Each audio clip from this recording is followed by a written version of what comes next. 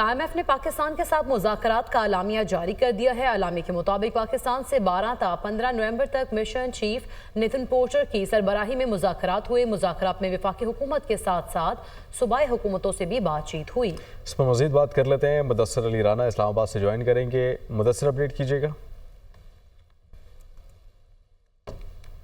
जी, पाकिस्तान और IMF वफ्द के दरमियान 12 नवंबर से 15 नवंबर तक ये जो मुज़ाकरात हुए हैं उससे मुताल्लिक IMF की जानिब से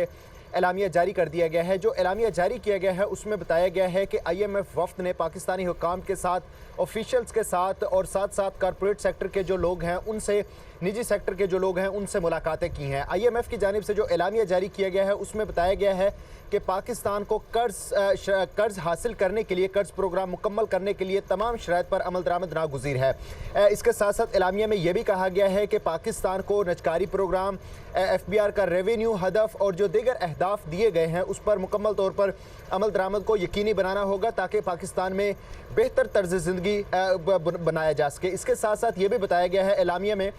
कि पाकिस्तान और IMF वफ्द के दरमियान आइंदा जो इक़्तिसादी जायज़ा के मुज़ाकरात होंगे वो रवां माली साल की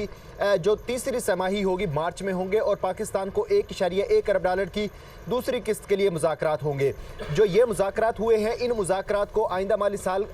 आइंदा समाही के जो मुज़ाकरात होंगे उनसे लिंक किया जाएगा। लेकिन जो असल बात है और जो अहम मुज़ाकरात रहे हैं IMF वफ्द और पाकिस्तान के दरमियान उसमें यह बताया गया है कि IMF वफ्द की जानिब से तशवीश का इजहार किया गया है क्योंकि चारों सूबाई जो हुकाम हैं वो लैंड रिकॉर्ड प्रोवाइड करने में IMF को नाकाम रहे हैं और सिंध की जानिब से जो ज़रई इनकम पर, ज़रई आमदन पर टैक्स के लिए, ज़रई आमदन पर कानून साजी करना थी वो कानून साजी नहीं हो सकी, जिस पर IMF वफ्द की जानिब से वज़ीर ख़ज़ाना मोहम्मद औरंगज़ेब को बाकायदा तौर पर ये शिकायत की गई है कि जो डेडलाइन दी गई थी उसके मुताबिक कानून साजी नहीं हो सकी और वज़ीर ख़ज़ाना मोहम्मद औरंगज़ेब ने IMF वफ्द को यकीन दहानी करवाई है और इस पर वज़ीर आज़म शहबाज शरीफ से भी बात करने का अंदिया दिया है। साथ साथ ये भी बताया गया है क्योंकि IMF वफ्द की जानिब से इस बात की निशानदेही की गई है कि जो चारों सूबे हैं वो ज़रई आमदन पर तकरीबन 1050 अरब रुपये से ज़ायद का रेवेन्यू इकट्ठा कर सकते हैं, लेकिन सूबों के पास ये मेकनिज़म ना होने के बाइस विफाक पर सारा बर्डन डाला जा रहा है। साथ में ये भी बताया गया है ज़राए की जानिब से कि आइंदा माली साल से जो बेनज़ीर इनकम सपोर्ट प्रोग्राम के तहत कैश की मद में गरीब लोगों को सब्सिडी दी जा रही है